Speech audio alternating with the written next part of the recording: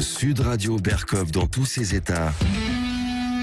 Le face-à-face. Et Arthur Delaborde reçoit aujourd'hui un célèbre journaliste, Olivier Mazerolle, qui a le mérite, s'il vous incombe, d'avoir connu 8 présidents de la Ve République. Donc vous êtes un éminent spécialiste de la politique française et vous avez publié ce livre « La curiosité est un défaut impardonnable » aux éditions de l'Archipel.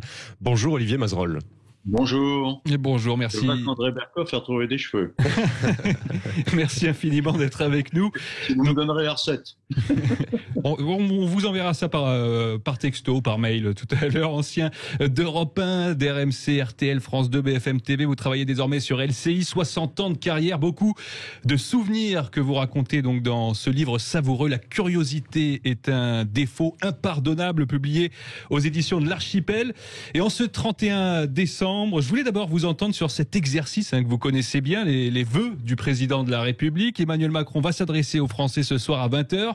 Qu'est-ce qu'on peut attendre du chef de l'État pour conclure cette année 2020 si particulière? On sait que d'ordinaire, c'est un exercice qui est très cadré, qui est formel, avec des prises de parole millimétrées. Et dans le contexte que nous connaissons, marqué par l'incertitude liée au Covid, notamment, Emmanuel Macron va peut-être devoir sortir des clous, non, Olivier Mazerolle? Écoutez, ces vœux, c'est un rite. Maintenant, je vous invite à demander dans la rue aux Français s'ils se souviennent des vœux prononcés par Emmanuel Macron ou par un président de la République durant ces dernières années. Je crains que la réponse ne soit pas très convaincante. Alors, ce soir, comme l'an dernier, alors nous nous en souvenons parce que c'est notre boulot, mais l'an dernier, il avait dit ça y est, la France est sur une trajectoire formidable, et puis là-dessus, le coronavirus est arrivé. Donc, pour cette année, je pense qu'il va devoir tout simplement essayer de trouver les mots qui impriment un peu de chaleur dans le cœur des Français et qui nous fassent retrouver une sorte de collectivité, ce qu'il n'a pas encore réussi à créer depuis le début de son quinquennat. Eh bien, peut-être va-t-il enfin trouver les mots qui donnent envie aux Français de se rassembler. Et la difficulté peut-être... faire de promesses. Ouais, la difficulté peut-être pour lui cette année, c'est que voilà, il a prononcé 8 allocutions depuis le mois de mars, avec des audiences records. De votre point de vue, c'est un atout ça pour lui, ou est-ce qu'à l'inverse, vous considérez que l'espace médiatique est en quelque sorte saturé par les prises de parole présidentielles? Il est un peu saturé, ce qui ne veut pas dire qu'il n'y aura pas d'écoute ce soir. Il y aura de l'écoute, forcément, puisque les Français savent que tout découle du président de la République et qu'il a renforcé même cette façon de faire en recourant au Conseil de défense où les décisions sont prises en petit comité, à l'insu même de membres du gouvernement. C'est vous dire si la confiance règne. Par conséquent, on sait que beaucoup de choses dépendent de lui et que par conséquent, on va aller l'écouter. Oui, bien sûr. Ça ne veut pas dire pour autant qu'on lui fait confiance ou qu'on est ravi de l'entendre. Simplement, on veut savoir, mais je ne crains qu'il n'ait pas beaucoup de nouvelles très concrètes à nous donner, si ce n'est que, comme l'a dit Angela Merkel hier, pour ce qui concerne les Allemands, et bien pour les Français aussi, l'année va démarrer dans la difficulté. Justement, Emmanuel Macron prépare déjà peut-être 2022. Est-il vrai qu'à chaque fois qu'un scénario était prévu un an à l'avance, il ne s'est jamais avéré être vrai? Parce qu'on entend beaucoup ça. Voilà, c'est pour ça qu'il faut éviter de faire des promesses. Oui. Et puis évidemment, il a peut-être été Jupiter, mais vous savez que Jupiter était un dieu romain et que par conséquent, il n'est pas acquis qu'il ait été Dieu pour l'éternité. Donc, il vaut mieux de se garder de faire des promesses et simplement parler, je dirais, avec chaleur aux Français, encore une fois, avec convivialité, avec un ton qui donne envie de penser qu'on est dans la même famille. Alors Emmanuel Macron, il est arrivé avec ce rêve de rassembler à la fois à gauche et à droite, mais en même temps, il a aussi un petit peu siphonné la droite, et ça nous rappelle un de vos coups de gueule très connus sur BFM TV, je crois que c'était en 2012. Et alors, tout de suite, c'était un coup de gueule sur justement... On va l'écouter dans quelques petites secondes. Est-ce qu'on l'a? Non. On le mettra après la pub. C'était sur l'UMP, oui. Absolument, c'était suite à l'imbroglio entre Alain Juppé et Jean-François Copé. on était dans le comble du ridicule, là, avec, vous vous souvenez, cette commission de contrôle des votes pour savoir qui serait le président de l'UMP, et cette commission s'appelait la COCOE. Déjà, le simple nom était ridicule, et le comportement l'a été plus encore. Donc, on en était réduit à commenter des pinailleries politiciennes, c'est totalement absurde. Le rêve d'Emmanuel Macron de marier la gauche et la droite n'était pas de la politique politicienne, c'était un rêve stratégique. Il s'avère qu'il n'est pas réalisable, c'est autre chose, mais c'était pas de la politique politicienne. Ben justement, c'était la question que j'allais vous poser. Est-ce que la droite qui s'en est trouvée siphonnée, est-ce du tort d'Emmanuel Macron, ou est-ce qu'elle avait déjà commencé à se tirer une balle dans le pied un petit peu avant ? Ah bah oui, bien sûr. On l'a vu d'abord, François Fillon a raté une élection qui lui était promise, en partie et en grande partie à cause des affaires qui sont survenues d'ailleurs à un moment opportun pour ceux qui ne voulaient pas le voir arriver à l'Élysée, et puis sans doute avec un programme trop sévère, trop radicalement, radicalement radin sur le plan budgétaire et pas suffisamment social. Voilà. Mais Emmanuel Macron, lui, il échoue aussi de son côté tout simplement parce qu'il se rend compte en effet qu'on ne peut pas être à la fois de gauche et de droite. Sa majorité est constituée de gens qui ont été à droite ou ont été à gauche et qui cohabitent. Mais c'est une coalition, de fait, La République En Marche. Les seuls vrais centristes, ce sont les gens du MoDem, parce que c'est un état d'esprit être centriste, c'est-à-dire être toujours aux aguets de ce que l'on peut faire d'un côté comme de l'autre, mais sans se dire « ça c'est de gauche, donc il faut que j'en fasse un peu, et ça c'est de droite, il faut que j'en fasse un peu ». Non, c'est un état d'esprit, c'est différent. La République En Marche, c'est une coalition de gens qui sont venus de la gauche et de la droite, et par conséquent, comme toute grande coalition, elle connaît des difficultés. Alors Olivier Mazerolle, la crise du Covid ne vous a pas épargné. Vous avez vous-même été contaminé par le virus. Vous avez été hospitalisé et vous avez reçu de l'hydroxychloroquine. Est-ce que vous considérez que ce traitement vous a sauvé la vie ? Ça, je refuse de m'exprimer sur ce sujet ou de porter un jugement pour la raison simple, c'est que je ne le sais pas. En effet, j'en ai reçu parce que je l'ai demandé. Les médecins qui me soignaient étaient plutôt réticents. Ils ont fini par l'accepter au prétexte, d'ailleurs justifié, qu'il n'existait pas de traitement et que j'étais dûment averti des inconvénients possibles de l'hydroxychloroquine, mais en m'avertissant qu'il n'était pas sûr du tout, même plutôt certain que ça ne servait pas à grand-chose. Donc, c'est vrai que j'ai été en meilleur état après en avoir reçu. Est-ce que c'était une coïncidence? Est-ce que c'était lié au traitement que j'avais déjà reçu auparavant? Je n'en sais rien. Même des médecins très favorables à Didier Raoult m'ont dit qu'on ne pouvait pas se prononcer sur le sujet, donc je préfère ne pas me prononcer. La seule chose que je puisse dire, c'est que si l'hydroxychloroquine n'est satisfaisante que sur le plan psychologique, c'est déjà un point qui permet d'être retenu. Alors justement, c'est un sujet qui a créé beaucoup de controverses. Et aujourd'hui, beaucoup prônent une union nationale contre le Covid-19, surtout une union politique nationale. Mais est-ce que cela doit annihiler pour autant l'opposition? Je pense notamment au rapport du Sénat sur le Covid. Ah ben non, il est hors de question. Parce qu'on a l'impression d'une opposition un petit peu anesthésiée. On doit pouvoir avoir une analyse fine de la manière dont la lutte est menée en France contre le Covid, et la manière aussi, non seulement le gouvernement édicte un certain nombre de règles, mais pourquoi il ne se donne pas les moyens de les faire appliquer. C'est là où on insiste à une certaine incohérence, c'est-à-dire que des mesures sont prises, mais rien n'est fait pour les faire appliquer vraiment. Alors, soit le gouvernement ne croit pas aux mesures qu'il prend, soit il est trop faible pour les faire appliquer, et il n'ose pas les faire appliquer. Voilà, donc il y a quelque chose qui politiquement mérite analyse et mérite en effet que l'opposition puisse s'exprimer comme elle en a le droit. Olivier Mazerolle, vous qui avez connu la totalité des présidents de la Ve République, à l'exception, me semble-t-il, peut-être du général de Gaulle, est-ce qu'il y en a un qui vous a marqué plus que les autres ? Je pense que sur le plan de la personnalité, je dis bien de la personnalité, je ne parle pas de l'attitude politique. Sur le plan de la personnalité, incontestablement, parmi tous ceux que j'ai connus, vous avez raison, je n'ai pas connu personnellement le général de Gaulle, mais François Mitterrand était au-dessus du lot.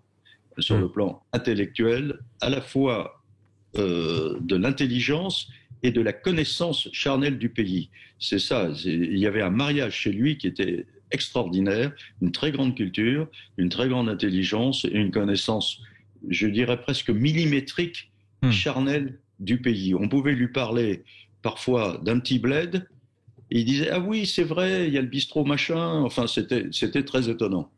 Et à propos justement de François Mitterrand, vous racontez notamment dans votre livre quelque chose qui en dit peut-être beaucoup sur l'époque. Ce sont les pressions qu'il a pu exercer sur des journalistes pour faire inviter Jean-Marie Le Pen dans les médias, avec l'objectif évidemment à l'époque de diviser la droite. Oui, ah bah ça c'était manifeste. Alors à l'époque, moi je dirigeais la rédaction de RTL. Oui. Un jour, un des éditorialistes de la station, Philippe Alexandre, très indépendant de caractère et journalistiquement, et donc qui était d'ailleurs une qualité importante et un atout formidable pour notre antenne, dans son édito stipule que François Mitterrand a écrit au ministre de la Communication pour lui demander de faire en sorte que Jean-Marie Le Pen soit invité à la télévision. Je reçois un coup de fil d'un des collaborateurs, d'un des conseillers de François Mitterrand à l'Élysée, qui s'indigne et me dit « ça n'est pas possible, vous ne pouvez pas affirmer des choses pareilles ». Je m'enquière auprès de Philippe Alexandre qui me dit « j'ai la preuve et s'il le veut, on peut la publier ». Je rappelle donc le conseiller en question en lui disant « ben voilà, nous avons la preuve, si vous voulez, on va la publier ». Et il me demande quelques jours de réflexion, il me rappelle quelques jours plus tard pour me dire, ben non, écoutez, on va laisser tomber, moi j'ai pas envie que vous publiez ça. Figurez-vous que la lettre, elle a été écrite par Michel Charasse et signée par François Mitterrand. Alors la disparition de Valéry Giscard d'Estaing restera comme l'un des événements de cette année 2020. Valéry Giscard d'Estaing que vous avez connu avant même qu'il soit président, si je me trompe pas. Oui, bien sûr, je l'ai connu en mai 68, c'était ma première rencontre avec lui. À l'époque, j'étais reporter à Europe 1 et j'étais allé à l'Assemblée nationale, je ne sais plus pour quelle raison. Lui était président de la Commission des finances et il m'a questionné sur l'état d'esprit des Français comme si j'étais le plus grand connaisseur de la société française alors que j'étais un jeune journaliste qui démarrait dans le métier et simplement, il avait cette qualité ou cette ruse, je ne sais pas comment il faut le dire, de vous regarder avec une telle intensité que vous aviez l'impression d'être la personne la plus intelligente et la mieux informée du monde. Voilà, et j'ai bien constaté ensuite qu'il le faisait régulièrement avec tout le monde. C'était donc effectivement une ruse. Et Giscard, en tout cas, je pense, lui, a été un président de la République extrêmement important et complètement dévalué, oublié par les Français. Vous noterez que mon bouquin, je l'ai écrit avant qu'il ne décède, donc le bien que je dis de lui sur tout ce qu'il a fait n'est pas lié à son décès, mais tout simplement au fait que si on regarde le septennat de Valéry Giscard d'Estaing, on verra qu'il a plus fait en 7 ans que Jacques Chirac en 12 ans, par exemple, alors que Jacques Chirac est au pinacle dans la popularité. La sentimentalité des Français. Alors moi très rapidement, j'ai une question à vous poser, c'est que vous publiez ce livre, La curiosité est un défaut impardonnable. Beaucoup de monde est curieux, nous-mêmes journalistes nous le sommes. Alors est-ce vraiment un défaut ? Mais non, pas du tout. C'est même une qualité indispensable. C'est une clause de style. C'est au contraire la première des qualités. Mais vous savez que nous sommes souvent réprimandés pour cela. Il y a des gens que ça insupporte profondément. Surtout ceux qui ont des choses à se reprocher. Oui, certaines questions qui fâchent. Ben oui, les questions qui fâchent, ou bien oui. Alors aussi, il y a. Nous sommes soumis, vous le savez bien d'ailleurs, nous sommes toujours les journalistes les plus objectifs lorsque nous sommes d'accord avec celui qui nous écoute ou celui qui nous lit. Voilà. Alors, donc, par conséquent, quand nous avons affaire à quelqu'un qui est en total désaccord avec nous, eh bien, il nous reproche d'aller mettre notre nez là où nous ne devrions pas le mettre. Quel regard vous portez aujourd'hui justement sur la profession de journaliste? C'est un métier que vous avez vu changer. Quels conseils vous adresseriez à un jeune journaliste qui veut exercer cette profession aujourd'hui? On sait que c'est compliqué, notamment sur le marché du travail. Oui, alors c'est très compliqué sur le marché du travail. Je pense que c'est très difficile d'être journaliste aujourd'hui. Franchement, il faut avoir le cœur bien accroché. Il faut avoir très envie de faire ce métier. Mais si on a vraiment envie de le faire, il faut y aller parce que c'est un métier formidable et simplement il faut se dire qu'on va rencontrer énormément de difficultés. D'abord pour se faire embaucher, ça c'est une première chose. Et puis aussi parce que le journalisme est concurrencé par les réseaux, par Internet et que par conséquent, il y a tellement de sources d'informations, il y a tellement de sources qui prétendent être de l'information que la concurrence est parfois extrêmement compliquée à soutenir, mais je crois qu'il ne faut pas déroger de sa route, être éthiquement ou le plus éthiquement possible irréprochable totalement c'est impossible, mais le plus éthiquement possible irréprochable, et puis en se disant que sur la durée on finit par l'emporter. On peut perdre une partie, on peut en perdre deux, mais on peut gagner sur la durée si on est respecté et vécu comme étant quelqu'un de respectable. Et on peut et on doit, si on est curieux, lire votre livre « La curiosité est un défaut impardonnable » aux éditions de l'Archipel. Merci beaucoup Olivier Mazerolles. Vous pourrez retrouver cette interview sur YouTube ou sur le site sudradio.fr. Et après, à vous. Tout de suite après la pause, nous recevrons Jacques. Et envoyez-moi la recette pour les cheveux. Hein. Et oui, on n'oublie pas.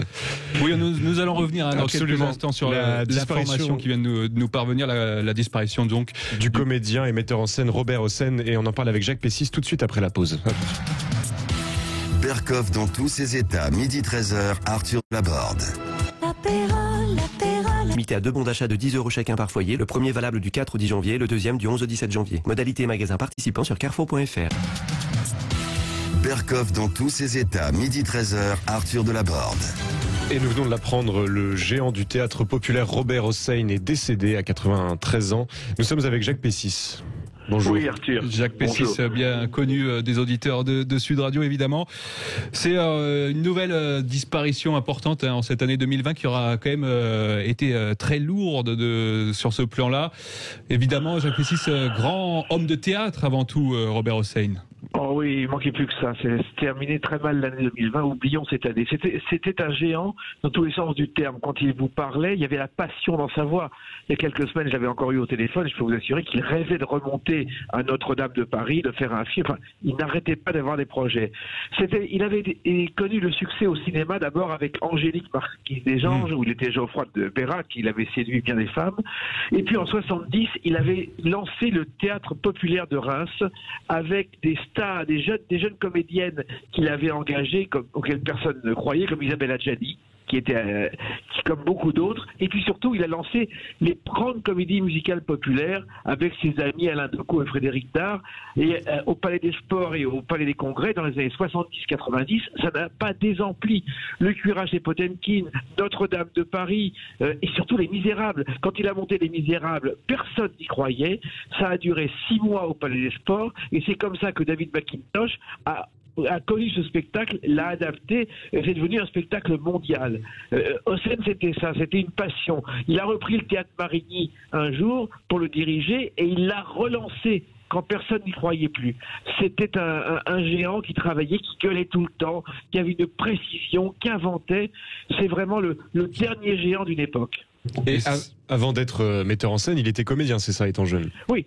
Au départ, il a eu une enfance difficile. Son père, André, était un musicien un peu farfelu. C'est-à-dire qu'il l'envoyait dans des pensions qu'il ne payait pas. Il prend des cours de théâtre, Robert Hossein, et ensuite il débute modestement dans un film de Sacha Guitry, et il commence à travailler avec Frédéric Dard, et notamment il tourne des films. Et c'est comme ça que ça va commencer. Et puis un jour, il va décider de passer à la mise en scène, et avec le succès et le triomphe qu'on connaît, encore une fois, personne en France n'a jamais réalisé, mis en scène autant de spectacles que lui, autant de spectacles populaires et grandioses. Oui, sa marque de fabrique, c'était vraiment ces spectacles géants. Hein. Vous avez notamment évoqué Notre-Dame de Paris.